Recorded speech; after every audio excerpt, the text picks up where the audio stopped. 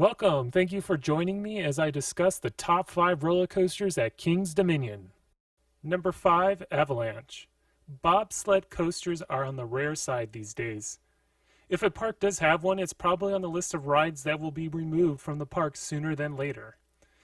It's sad because bobsled coasters are fun. Avalanche sits hidden, tucked up next to Volcano the Blast coaster. You could walk right by and not even notice it, but you would miss out on an exciting ride. Avalanche is definitely not an intense ride, but a fun ride. It's great to hop on a coaster now and then where its goal isn't to shake and or throw you around violently like a rag doll. My only complaint about this ride is its theming. It's sitting right next to this mountain. They should expand the mountain to include Avalanche and theme it to an actual avalanche. Number 4, Backlot Stunt Coaster. Originally themed and named after the Italian Job movie, Backlot is themed to some sort of car chase escape scenario. The first launch sends riders into an upward helix which provides a good amount of lateral Gs. After dodging a couple police cars, swerving through a few sharp turns, the car comes to a complete stop. Here a show of sorts takes place. Don't expect to be wowed or actually understand what's happening. It's actually kind of unfortunate because there's a couple decent themed objects here, like there's this helicopter with his minigun attached to it, but they don't do anything. After just a couple fireballs go off, you get shot into the subway. It's dark for a few seconds, pretty cool. You do a couple turns. You come out of that, you go down a little dip, a little splash, and then the ride's over. Overall, this is a fun family attraction, but the park really does need to improve and fix the theming that's already on this ride. Number 3, Dominator. Like most B&M coasters, Dominator is a fun, smooth ride. It does get a little jerky for me around the interlocking corkscrews, but other than that, the rest remains fast and smooth. The first half doesn't exactly follow the traditional layout for floorless coasters. Most go from inversion into inversion, but Dominator likes to savor each element and include high-speed turns between them.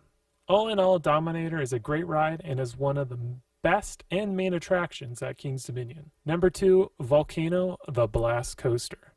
As an inverted launch coaster, this was more intense than Wicked Twister at Cedar Point, so that took me by surprise. I especially love the second launch that gives you the speed you need to make it up to the top of the volcano.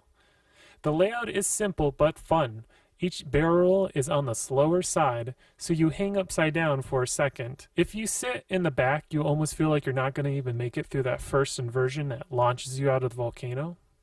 Now, I do have a few negatives about this ride. The first is the restraints. As being a taller guy, the restraints do crush my shoulders.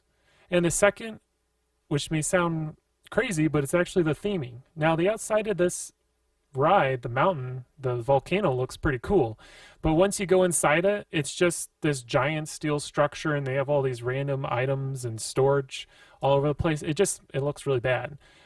If they could just maybe put up a couple walls, I think it would really fix this ride and it would make it excellent. Number 1, Intimidator 305. And wow, this ride is intense. From the moment leaving the station right through to the end of the ride is just non-stop action. The turns are insane.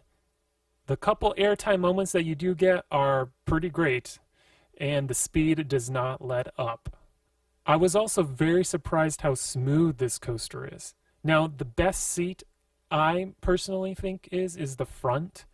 That is the seat that I experienced the best when it came to the smoothness and the airtime. I did ride in the back and in the middle. The back I thought was a little bit too, I felt like it was just shaking me all over the place, and you didn't really get as much airtime as I would expect over the that second hill. And the first drop you did get some good airtime, but other than that, the rest of the ride I didn't think it was as good. But the front seat is where it's at. Do note this ride is very intense, as I said earlier. You can't just hop on and just keep riding it over and over again. It really takes a lot out of you. It actually gave me a headache, and I ended up taking some ibuprofen.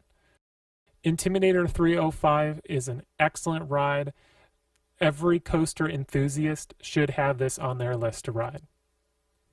Well, that's my top 5 list at King's Dominion. I hope you enjoyed it. As I said, this was my first list that I have done on YouTube. You can also follow me at XScreamThrills on Instagram, Facebook, and Twitter. Thanks for listening.